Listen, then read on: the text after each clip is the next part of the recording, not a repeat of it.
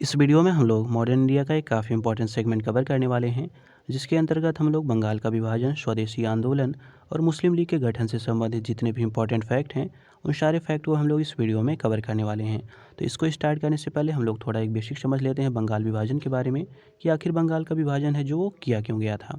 तो देखिए, अगर बंगाल का विभाजन का हम लोग कारण देखते हैं तो अंग्रेज़ों ने कारण इसका ये बताया कि बंगाल जो है वो काफ़ी बड़ा क्षेत्र है। उसको हम लोग अगर प्रशासित करना चाहते हैं तो अच्छे ढंग से हम लोग उसका प्रशासन नहीं कर पाते हैं। उन्होंने कहा कि अगर हम लोग एक लेफ्टिनेंट गवर्नर का यहाँ पे नियुक्त करते हैं बंगाल में, तो इतना बड़ा ये क्षेत्र है कि उसका जो प्रशासन है, हम लोग उसको आसानी से नहीं चला पाते हैं। इसलिए हमको ज़रूरत ये है कि हम लोग इसको 2 पार्ट में डिवाइड कर दें। तो ये तो कारण बताया अंग्रेज़ों ने। वहीं अगर हम लोग अपना पक्ष देखते हैं तो हमें ये देखने को मिलता है कि बंगाल का विभाजन करने का जो मूल कारण था वो ये था कि जो अंग्रेज़ लोग थे वो डिवाइड एंड रूल की पॉलिसी पहले से फॉलो कर रहे थे। तो उसी के अंतर्गत इन्होंने ये किया था कि जो बंगाल है उसको 2 पार्ट में डिवाइड कर दिया। एक पूर्वी बंगाल बना दिया, एक पश्चिम बंगाल बना दिया। तो पूर्वी बंगाल में इन्होंने क्या किया, वहाँ पे जो मुस्लिम आबादी ज़्यादा है वहाँ पे बसाया, और जो पश्चिम बंगाल का क्षेत्र था वहाँ पे इन्होंने हिंदू आबादी को ज़्यादा बसाया। तो देखिए, अगर उस समय की प्रेज़ेंट आबादी देखी जाए, तो उस समय बंगाल की टोटल आबादी देखी जाए तो 8 करोड़ से ज़्यादा थी। तो उन्होंने क्या किया, जो 3 करोड़ की आबादी थी, उसको इन्होंने पूर्वी बंगाल जो था वहाँ पे बसाया, और जो 5 करोड़ की आबादी थी वो उन्होंने पश्चिम बंगाल में बसाया। तो जो पूर्वी बंगाल में इन्होंने 3 करोड़ की आबादी बसाई थी, उसमें इन्होंने 2 करोड़ तो सिर्फ मुसलमानों को शामिल किया और 1 करोड़ वहाँ पे हिंदुओं को शामिल किया। वहीं जो पश्चिम बंगाल का क्षेत्र था, उसमें इन्होंने 5 करोड़ लगभग आबादी को शामिल किया था, तो इसमें इन्होंने 4 करोड़ जो हिंदू हैं उनको बसाया, और 1 करोड़ जो हैं, कह सकते हैं 1 करोड़ आबादी, वहाँ पे उन्होंने मुसलमानों को बसाया। तो इस प्रकार से देखा जाए तो इनका एक काम ये था कि जो दोनों आबादियाँ हैं, मुस्लिम और हिंदू हैं, इनको आपस में हम लोग डिवाइड किए रहें। अगर हम लोग इनको डिवाइड नहीं करेंगे तो ऐसा ना हो कि ये आपस में यूनाइट हो जाएँ, जिस प्रकार से 1857 की क्रांति में देखने को मिला था कि उस प्रकार से अगर हम ये लोग यूनाइट हो जाएँगे, आपस में संयुक्त हो जाएँगे, तो ये हमारे लिए खतरा बन जाएँगे। तो इसी खतरे को टालने के लिए उन्होंने क्या किया था, इस बंगाल का विभाजन किया था। क्योंकि देखिए, बंगाल का विभाजन करने का एक मेन रीज़न ये भी था कि जो बंगाल के लोग थे वो काफ़ी पढ़े लिखे थे। क्योंकि आप लोगों ने देखा भी होगा, जितने भी महापुरुष थे या फिर जितने भी पढ़े लिखे लोग थे, वो सारे बंगाल से ही बिलोंग करते थे। तो उनका ये रीज़न था कि कहीं ये जो पढ़े लिखे आपस में इंटेलेक्चुअल पर्सन हैं, ये हमारी आबादी को तो मतलब ये जो हमारी पॉलिसी है, इसको तो ये समझ ही रहे हैं कि हम लोग क्या करने वाले हैं। तो ये अगर हमारी नीतियों को समझ जाएंगे तो इसका विरोध करेंगे। कहीं ऐसा ना हो कि ये आपस में मिल जाएं और हमारे खिलाफ ये रिवोल्ट कर दें। तो अगर ये कि काफ़ी बड़ा रिवोल्ट ये लोग कर देंगे तो हमें मजबूर होना पड़ेगा यहाँ से जाने के लिए। तो ये अपनी तरह से कह सकते हैं, एक तरह से ये अपनी सत्ता बचाने के लिए इन्होंने बंगाल का विभाजन किया हुआ था। तो ये था एक थोड़ा-सा ओवरव्यू उसके बारे में। इसको हम लोग डिटेल स्टडी करेंगे जब हम लोग जो मॉडर्न इंडिया का है उसको बिपिन चंद्रा की बुक या स्पेक्ट्रम की बुक को कवर करेंगे, तो वहाँ पे हम लोग इसको डिटेल में कवर करने वाले हैं। लेकिन बेसिकली यहाँ पे हम लोग थोड़ा-सा इससे एक ओवरव्यू उसका देख रहे हैं। तो जितने भी इम्पोर्टेंट फैक्ट हैं पहले इसको हम लोग देख लेते हैं। उसके बाद जब हम लोग जो मॉडर्न इंडिया की बिपिन चंद्रा की या स्पेक्ट्रम की बुक है, उसको जब हम लोग कवर करेंगे तो उसको वहाँ पे हम लोग डिटेल में यहाँ पे स्टडी करेंगे। तो आइए इसके बारे में जो फैक्ट दिए हैं उनको देख लेते हैं। तो देखिए, यहाँ पे पहला इसमें फैक्ट ये दिया हुआ है, इसमें कह रहा है बंगाल का विभाजन मुख्यतः किस लिए किया गया था। तो देखिए, जो मैंने अभी रीज़न बताया था, तो इसका विभाजन इसलिए किया गया था कि ताकि जो बंगाली राष्ट्रवाद है वहाँ पे इसकी वृद्धि जो हो रही है, वहाँ पे बंगाल में जो राष्ट्रवाद है, मतलब कहने का तात्पर्य है कि वहाँ पे पढ़े लिखे लोग थे, तो वो चाहते थे कि हमारा जो देश है वही यूनाइट हो जाए ताकि हम लोग अंग्रेज़ों को वहाँ से भगा सकें। तो इसी राष्ट्रवाद को कमज़ोर करने के लिए इस बंगाल के जो बंगाल का विभाजन था, इसको किया गया था। अगला देखिए, अगला इसी में कह रहा है पॉइंट, बंगाल विभाजन की घोषणा कब हुई थी। तो ध्यान दीजिएगा, जो डेट है वो काफ़ी इंपॉर्टेंट होती हैं, क्योंकि जो फैक्चुअल बेस्ड इन्फॉर्मेशन होती हैं वो डायरेक्ट एग्जामों में पूछी जाती हैं। तो देखिए, बंगाल विभाजन की घोषणा हुई है 19 जुलाई 1905 में। अगला पॉइंट है, 1905 में बंगाल राज्य की विभाजन की घोषणा किसने की थी। तो ये की थी लॉर्ड कर्जन ने। अगला देख लेते हैं, अगले में कह रहा है बंगाल के विभाजन के समय, ध्यान दीजिएगा, बंगाल के विभाजन के समय बंगाल का लेफ्टिनेंट गवर्नर कौन था। तो ये थे सर एंड्रयूज़ फ्रेज़र। ये कब से कब तक थे, तो ये 1903 से 1908 तक थे। अगला है 1904 ईस्वी में देवघर में, ध्यान दीजिएगा, जो देवघर है बिहार में है, ये गोल्डन लीग की स्थापना वहाँ पे हुई थी। कि स्थापना ब्रिटिश बहिष्कार और जो स्वदेशी है उसकी प्रगति के लिए कहाँ पर की गई थी। तो देखिए, जो देवघर ये बेसिकली बिहार में है, तो इसलिए इसका आंसर हो जाता है बिहार। बेसिकली अब ये बिहार कहाँ पे है, ये जो देवघर है ये अब झारखंड में हो गया है, क्योंकि जो बिहार है उसका पार्टीशन कर दिया गया है, मतलब बिहार और झारखंड में इसको डिवाइड कर दिया गया है, इसलिए अब ये जो देवघर है वो झारखंड में स्थित है। अगला देख लेते हैं, अगले में कह रहा है 1904 ईस्वी में किसने कहा था कि जो संयुक्त बंगाल है एक शक्ति है, विभाजित बंगाल कई रास्तों पर चलेगा? तो ये कहा था हर्बर्ट राइसले ने। किसने कहा था? हर्बर्ट राइसले ने ये स्टेटमेंट दिया था। अगला देखिए, अगले में कह रहा है बंगाल का विभाजन कब हुआ था? तो ये हुआ था 16 अक्टूबर 1905 को। अगला देख लेते हैं, अगले में कह रहा है हिंदू और मुस्लिम मेरी दो बेगमें हैं, मुस्लिम मेरी लाडली बेगम है, यह कथन किसका है? तो ध्यान दीजिएगा, ये कथन दिया था, इनका नाम है वैमफील्ड फुलर, जो कि लेफ्टिनेंट गवर्नर थे पूर्वी बंगाल के। तो ये इन्होंने ये स्टेटमेंट दिया हुआ था। ये स्टेटमेंट काफ़ी इंपॉर्टेंट है, इसको आप लोग ध्यान दीजिएगा। अब आइए अगला पॉइंट देख लेते हैं। तो देखिए अगले पॉइंट में कह रहा है किसने लिखा था कि भारत का वास्तविक जागरण बंगाल विभाजन के उपरांत शुरू हुआ था? तो ये कहा था महात्मा गांधी जी ने। क्योंकि देखिए यहाँ पे अगर बंगाल विभाजन हम लोग डिटेल में देखते हैं तो उस समय क्या हुआ था, बंगाल विभाजन के विरोध में जो हिंदू मुसलमान थे उनमें काफ़ी अच्छी एकता देखने को मिली थी। और इसी की वजह से क्या हुआ था, एक तरह से कह सकते हैं जागरण आया था अपने बारे में कि हमारे साथ ये गलत हो रहा है। तो ये स्टेटमेंट दिया था महात्मा गांधी जी ने। अगला कह रहा है भारत में स्वदेशी आंदोलन किस दौरान हुआ था? तो बंगाल विभाजन के दौरान, मतलब जो बंगाल का विभाजन हुआ तो उसी के विरोध में जो स्वदेशी आंदोलन था इसको स्टार्ट किया गया था। अगला देख लेते हैं, अगले में कह रहा है स्वदेशी आंदोलन का संबंध किससे है? तो ये है 1905 में जो बंगाल का विभाजन हुआ था इसी के विरोध में इसको स्टार्ट किया गया था।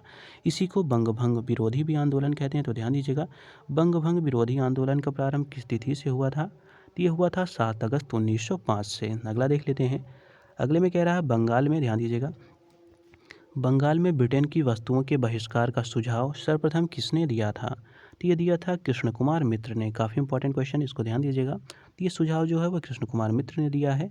इनकी एक पुस्तक है उसका नाम है संजीवनी, इसी में इन्होंने ये सुझाव दिया हुआ था। अगला देख लेते हैं, अगले में कह रहा है स्वदेशी और बहिष्कार पहली बार किस घटना के दौरान संघर्ष की विधि के रूप में अपनाए गए थे?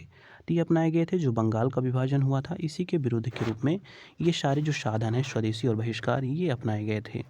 अगला देख लेते हैं, अगले पॉइंट में कह रहा है बंगाल विभाजन के प्रत्याघात के रूप में कौन सा आंदोलन शुरू हुआ था? तो वो हुआ था स्वदेशी आंदोलन।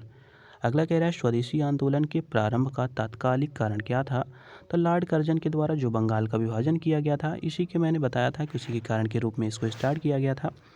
अगला देख लेते हैं, अगले में कह रहा है ब्रिटिश वस्तुओं के बहिष्कार को राष्ट्रीय नीति के रूप में कब अपनाया गया था? तो ये अपनाया गया था 1905 में। अगला है किसने बंगाल के विभाजन 1905 के विरोध में हुए आंदोलन का नेतृत्व किया था? तो ये किया था सुरेंद्रनाथ बनर्जी। ये भी काफ़ी इंपॉर्टेंट फैक्ट है, इसको ध्यान दीजिएगा।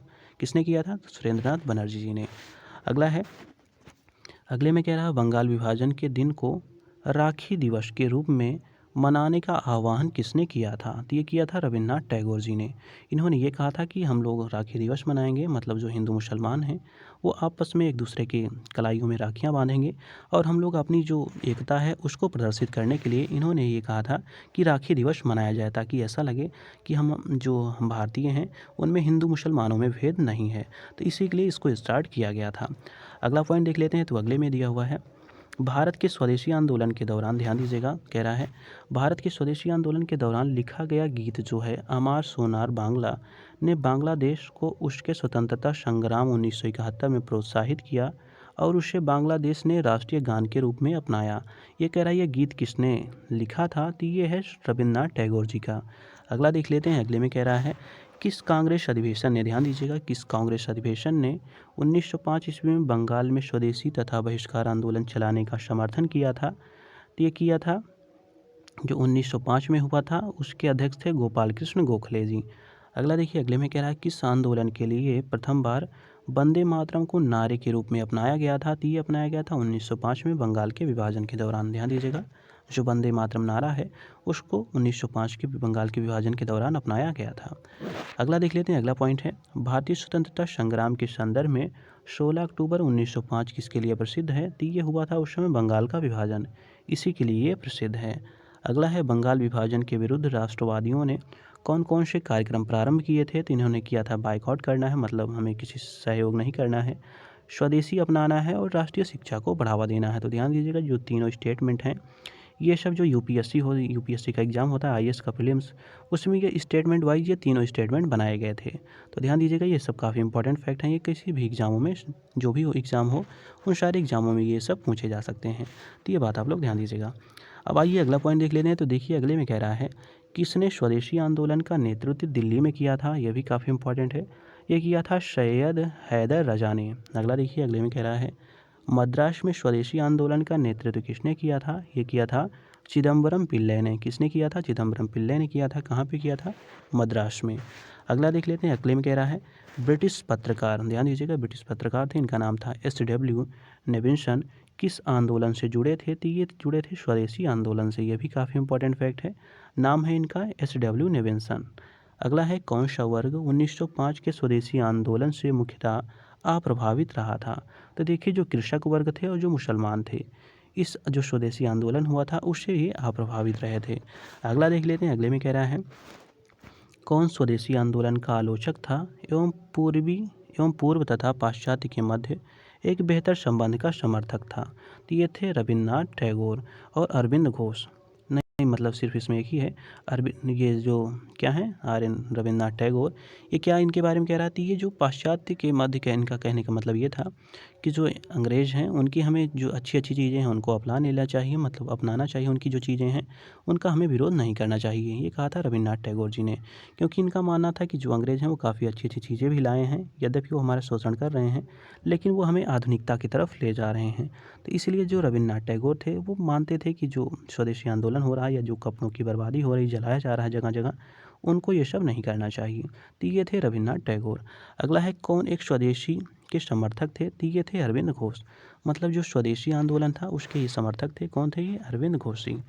अगला देख लेते हैं, अगले में कह रहा हुआ इतिहासकार कौन था जिसके लिए अरविंद घोष ने कहा था कि उसने बहिष्कार आंदोलन के लिए प्रजा प्रजा के मन को बनाया। तो ये हैं रोमेश चंद्र दत्त। अगला देख लीजिए, अगले में कह रहा है स्वदेशी आंदोलन में एक विशिष्ट भूमिका निभाने वाले कौन थे, तो ये थे बंगाल के जो छात्र थे, उन्होंने भी स्वदेशी आंदोलन जो था उसमें एक विशिष्ट भूमिका निभाई हुई थी। अगला देख लेते हैं, अगले में कह रहा है 1905 ईस्वी में लॉर्ड कर्जन द्वारा किया गया बंगाल का विभाजन कब तक बना रहा। तो जब तक बना रहा जब तक जो सम्राट हैं जॉर्ज पंचम द्वारा दिल्ली में जब 1911 में वो आते हैं और शाही दरबार यहाँ पे लगता है, तो कर्जन के अधिनियम को निरस्त किया जाता है। कब किया जाता है, तो 1911 में।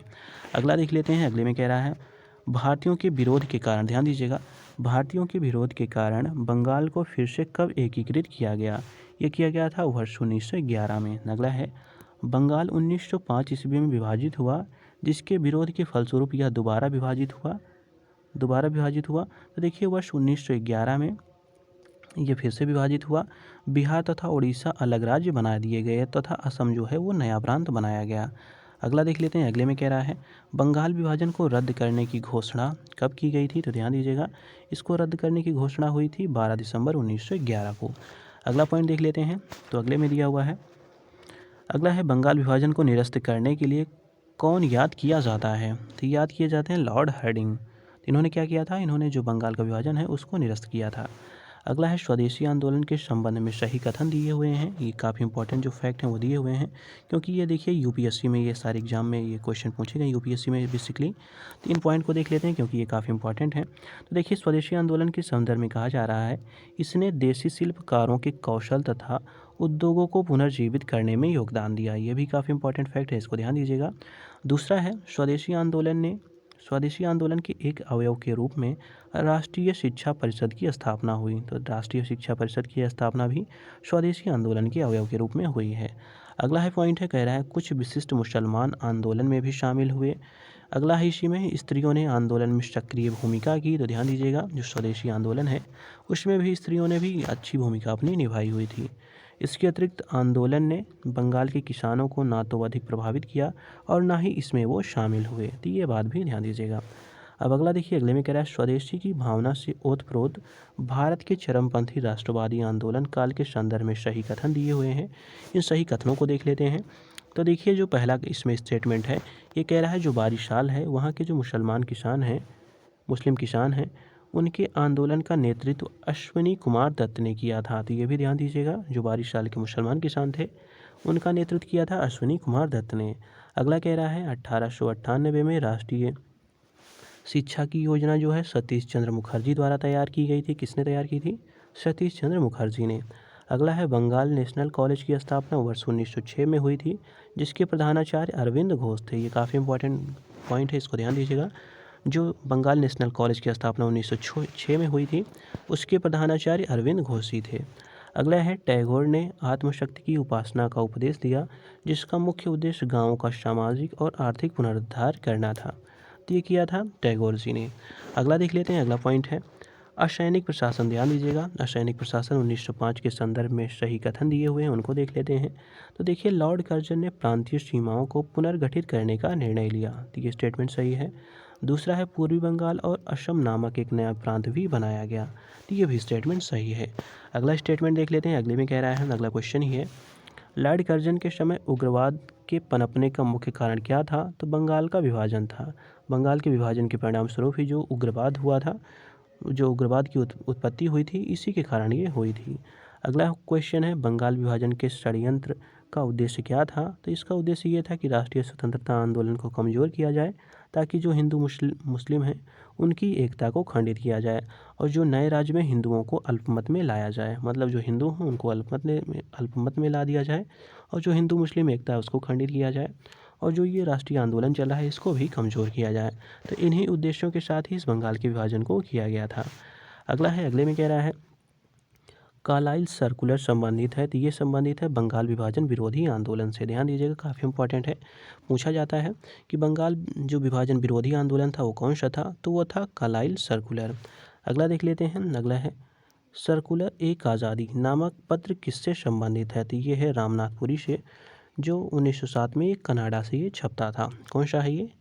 सर्कुलर एक आज़ादी। तो ये इसके जो संपादक हैं या इनसे संबंधित हैं वो हैं रामनाथपुरी। अगला देख लेते हैं, अगला है स्वदेशी आंदोलन का समर्थन किस समाचार पत्र ने किया था? तो ये था सर्कुलर एक आज़ादी, आज़ादी का एक परिपत्र। इसका जो इंग्लिश मीनिंग है ये है, इसका जो हिंदी मीनिंग है आज़ादी का एक परिपत्र है, इंग्लिश मीनिंग में इसका इंग्लिश है सर्कुलर एक आज़ादी। अगला देख लीजिए, अगले में कह रहा है मुस्लिम लीग का गठन। अब देखिए क्यों किया गया था? तो देखिए, जब इन्होंने बंगाल का विभाजन किया हुआ था अंग्रेज़ों ने, तो इनको लगा कि जो हमारा प्रयास था वो असफल रह जाएगा। लग रहा है कि बंगाल का विभाजन को हमको टालना पड़ेगा। तो इसी उद्देश्य से इन्होंने क्या किया, आखिर उन्होंने मुस्लिम लीग की गठन कर दिया, मतलब मुस्लिम लीग इन्होंने बना दिया, क्योंकि इनका उद्देश्य ये था कि हिंदू मुसलमान किसी भी कंडीशन में लड़ने चाहिए, मतलब ये यूनाइट नहीं होने चाहिए। इसीलिए इन्होंने उस समय मुस्लिम लीग की स्थापना की हुई थी। अब इससे रिलेटेड जो भी पॉइंट दिए हैं उनको देख लेते हैं। तो देखिए, इसमें लिखा हुआ है, पहला पॉइंट कह रहा है अखिल भारतीय मुस्लिम लीग का संस्थापक कौन था? तो ये था नवाब सलीमुल्लाह खां, ये इसके संस्थापक थे। अगला है अखिल भारतीय मुस्लिम लीग की स्थापना किस वर्ष हुई थी? तो 30 दिसंबर 1906 को हुई थी, मतलब 1905 में विभाजन हुआ था, 1906 में जो ये मुस्लिम लीग है वो बनाई गई थी। अगला देखिए, अगले में कह रहा है किसने ऑल इंडिया मुस्लिम लीग की स्थापना की थी? तो ये की थी नवाब सलीमुल्लाह खान ने। तो इन्होंने क्या किया था, मुस्लिम जो ऑल इंडिया मुस्लिम लीग है उसकी स्थापना इन्होंने की थी। अगला है मुस्लिम लीग का प्रथम अध्यक्ष कौन था? तो ये थे आगा खां। काफ़ी इंपॉर्टेंट है, ध्यान दीजिएगा, जो मुस्लिम लीग है उसके प्रथम अध्यक्ष आगा खां हैं। अगला है 1906 में मुस्लिम लीग की स्थापना कहाँ हुई थी? तो ये हुई थी ढाका में।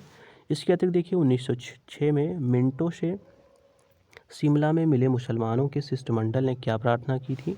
तो उन्होंने प्रार्थना की थी मुसलमानों के लिए एक पृथक निर्वाचन वर्ग की, मतलब इन्होंने ही खुद ही कहा था कि मिंटो से जब शिमला में ये लोग मिले थे तो इन्होंने कहा था मुसलमानों के लिए एक पृथक निर्वाचन प्रणाली बनाई जाए। तो इसी के लिए बाद में देखिए जो पार्लियामेंट सुधार होता है तो उसमें भी ये काम कर दिया जाता है।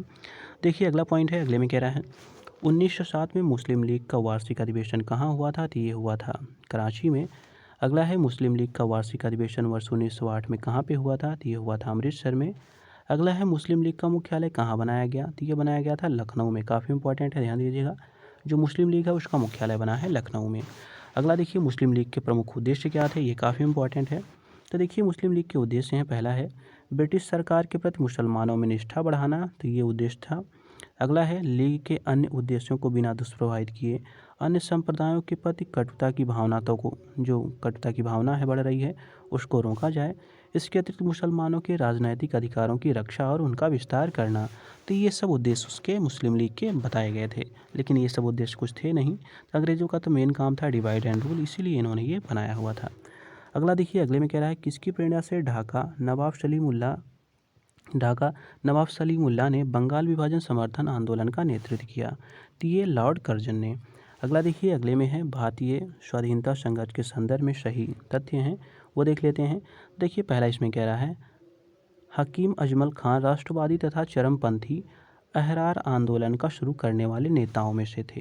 अगला दूसरा स्टेटमेंट है, भारतीय राष्ट्रीय कांग्रेस के संगठन के समय पर सर सैयद अहमद खान ने इसका विरोध किया था। तो ध्यान दीजिएगा, जो भारतीय राष्ट्रीय कांग्रेस है उसके संगठन के समय सर सैयद अहमद खान ने इसका विरोध किया था। अगला देखिए, अगले में कह रहा है 1906 में गठित अखिल भारतीय मुस्लिम लीग ने बंगाल के विभाजन और अलग निर्वाचन समूह बनाए जाने का प्रबल समर्थन किया था। किसने किया था? जो भारतीय मुस्लिम लीग थी उसने। अगला देखिए, अगले में कह रहा है मौलाना बरकतुल्ला और मौलाना अब्दुल्ला जो थे सिंधी काबुल में भारत की अंतःकालीन सरकार का गठन करने वाले में से थे। तो इनका नाम पूछा जा सकता है कि भारत की अंतःकालीन जो सरकार थी इसका गठन करने वाले मुसलमान कौन कौन से थे? तो ये थे मौलाना बरकतुल्ला और मौलाना अब्दुल्ला। अगला देख लेते हैं, अगले में कह रहा है, क्वेश्चन है, वर्ष 1908 में अखिल भारतीय मुस्लिम लीग की एक लंदन शाखा की स्थापना किसकी अध्यक्षता में हुई? तो ये हुई थी सैयद अमीर अली की अध्यक्षता में। ध्यान दीजिएगा, नाम क्या है इनका? इनका नाम है सैयद अमीर अली। अगला देख लेते हैं, अगले में कह रहा है, मुसलमान यदि खुश और संतुष्ट हैं तो भारत में ब्रिटिश शक्ति का महत्तम बचाव होगा। यह किसने लिखा था? तो ये लिखा था W हंटर ने। इन्होंने क्या लिखा था कि यदि जो मुसलमान हैं यह खुश और संतुष्ट रहेंगे तो भारत में ब्रिटिश शक्ति का महत्तम बचाव होगा। अगला देखिए, अगले में कह रहा है, साम्राज्य के अंतर्गत स्वशासन नामक उद्देश्य को मुस्लिम लीग ने कब स्वीकार किया था? ये स्वीकार किया था वर्ष 1913 में। कब किया था? वर्ष 1913 में। अगला है, 1906 से 1920 ईस्वी के मध्य मोहम्मद अली जिन्ना की भूमिका भारत के स्वतंत्रता संघर्ष संग्राम में क्या थी? तो ये थे राष्ट्रवादी एवं धर्मनिरपेक्षता की, मतलब जो मोहम्मद अली जिन्ना थे वो शुरुआत में राष्ट्रवादी एवं धर्मनिरपेक्ष जो हमारी राजनीति है उसको ये मतलब थे। लेकिन बाद में कुछ ऐसी परिस्थितियां हुई कि जिनके कारण जिन्ना को लगा कि हमारा जो होगा वो सेकुलर बना ही रहना ही हमारे लिए उचित होगा। तो क्या करते हैं, उसके बाद ये जो मुस्लिम की राजनीति है उसको ये स्टार्ट कर देते हैं। अगला देखिए, अगले पॉइंट में कह रहा है, किसने 31 दिसंबर 1928 को दिल्ली में हुए सर्वदलीय मुस्लिम सम्मेलन की अध्यक्षता की थी? तो ये की थी आगा खान ने। अगला है, मुस्लिम लीग के किस अधिवेशन में MN जिन्ना ने अपना 14 सूत्रीय प्रस्ताव रखा था? तो ये रखा था 28 मार्च 1929 को। अगला है, वर्ष 1930 के मुस्लिम लीग अधिवेशन में अध्यक्षीय भाषण किसने दिया था? तो ये दिया था मोहम्मद इकबाल ने। अगला देखिए, अगले में कह रहा है, कांग्रेस प्रशासित प्रदेशों में मुस्लिमों की शिकायतों से संबंधित रिपोर्टों पर विचार करिए। तो देखिए, पहली रिपोर्ट है, इसका नाम है पीरपुर रिपोर्ट। ये आई थी 1938 में। इसमें थे सैयद मोहम्मद मेहंदी। अगला देखिए, शरीफ रिपोर्ट, ये भी इसी से संबंधित है। तो ये आई थी 1939 में। इसमें थे SM शरीफ। अगला देखिए, अगला है मुस्लिम सफरिंग्स अंडर कांग्रेस रूल। ये आई थी 1940 में। इसमें थे मौलवी फजलुल हक। तो ये सब जो मुस्लिम की शिकायतों से संबंधित रिपोर्टें थी तो ये इस समय आई थी, इसको आप लोग ध्यान दीजिएगा। अगला देख लेते हैं, अगला है बस ये लास्ट पॉइंट, इसमें 2-3 बचे हुए हैं, ये इसके बाद ये कवर हो जाएगा टॉपिक। देखिए, इसमें कह रहा है मोहम्मद अली जिन्ना के विषय में सही तथ्य हैं जो दिए हुए हैं वो देख लेते हैं। तो देखिए, कह रहा है वो 2 राष्ट्र सिद्धांत के समर्थक थे। ध्यान दीजिएगा, मोहम्मद अली जो जिन्ना है वो जो 2 नेशन थियरी है उसके वो समर्थक थे। इसके अतिरिक्त कह रहा है उन्होंने 1940 के मुस्लिम लीग के लाहौर के वार्षिक अधिवेशन की अध्यक्षता भी की हुई थी, ये भी ध्यान दीजिएगा। इसके अतिरिक्त असहयोग आंदोलन में उन्होंने भाग नहीं लिया था। तो ये था इनसे संबंधित जो एडिशनल इन्फॉर्मेशन थी। अब हम लोग इसको कवर कर लेने के बाद इसमें जो एडिशनल और जानकारियाँ हैं उनको कवर करेंगे। तो मिलते हैं अगले वीडियो में एक नए टॉपिक के साथ।